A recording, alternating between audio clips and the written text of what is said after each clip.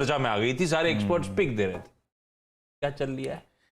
Oil marketing companies चल रही हैं आशीष, गजब कर रही हैं। और यहाँ अब लग रहा है कि थोड़ा बहुत मोमेंटम बन सकता है। काफी सारे ट्रिगर्स हैं अभी ऑयल मार्केटिंग कंपनीज के लिए, और एक बाय एक करके डिस्कस करते हैं उसको। सबसे पहले जो ऑयल मार्केटिंग कंपनीज के फेवर के आसपास है वो है क्रूड ऑयल के लेवल्स।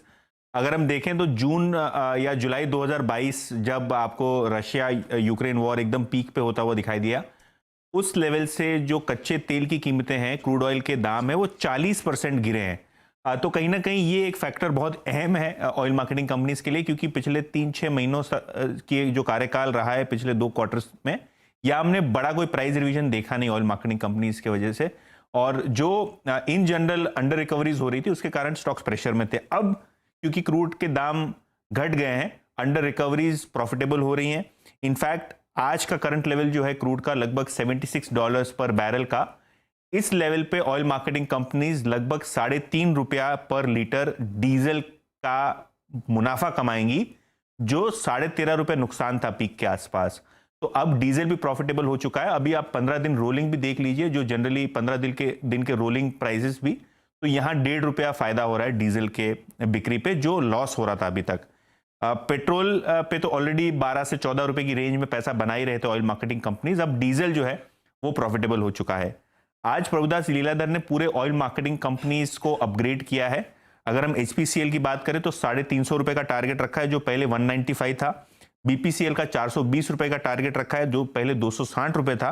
और आईओसी का आशीष ₹50 का टारगेट था, वो ₹130 कर दिया है। क्यों किया है? क्योंकि इनको लगता है कि अर्निंग्स यहां से बॉटम हो चुकी हैं, आपको यहां से ग्रोथ दिखेगी। FY24 में इनको लगता है डीजल पेट्रोल पे अच्छा मार्जिन बनेगा, और एचपीसीएल इनकी टॉप पिक है। करंट वैल्यूएशन अगर आप देखें, price to earnings ratio, HPCL 5 के पीई पे अवेलेबल है, आईओसी 6 के पीई पे अवेलेबल है, बीपीसीएल 8 के पीई पे अवेलेबल है। और अगर हम एचपीसीएल और आईओसी की बात करें तो बुक वैल्यू से लगभग 25-30% डिस्काउंट पे ये काउंटर्स ट्रेड कर रहे हैं। तो कहीं ना कहीं एचपीसीएल, आईओसी स्पेसिफिकली, क्योंकि प्योर ऑयल मार्केटिंग प्लेज हैं, यहाँ आपको प्रेफरेंस आता हुआ दिखाई दे रहा है ब्रोकरेजेस का। और बीपीसीएल ऑब्वियसली, क्योंकि ये ऑयल एक्सप्लोरेशन बिजनेस भी है, तो कहीं ना कहीं ये दोनों बाजू से बैलेंस रहते हैं। लेकिन एचपीसीएल और आईओसी, ये 2 pure play oil marketing companies अब ब्रोकरेजेस के रेडार पे आ चुके हैं। पीएल की रिपोर्ट की बात करी आपने, शिल्पा जी, इसमें आपका भी टेक्निकल तड़का था इस रिपोर्ट में क्या? जी, इसके लिए मैंने आपको बोला कि OMCs everyone is giving, हम भी बहुत बुलिश हैं, और everywhere, I mean entire sector thematic करके we have been pushing IOC, BPCL, HPCL from quite a long time now. तो of course अभी ये मोमेंटम आज बहुत स्ट्रॉन्ग है, इसके लिए I said no, I'll move to pharma because वो ऑलरेडी थीमेटिक चल ही रहा है हमारा।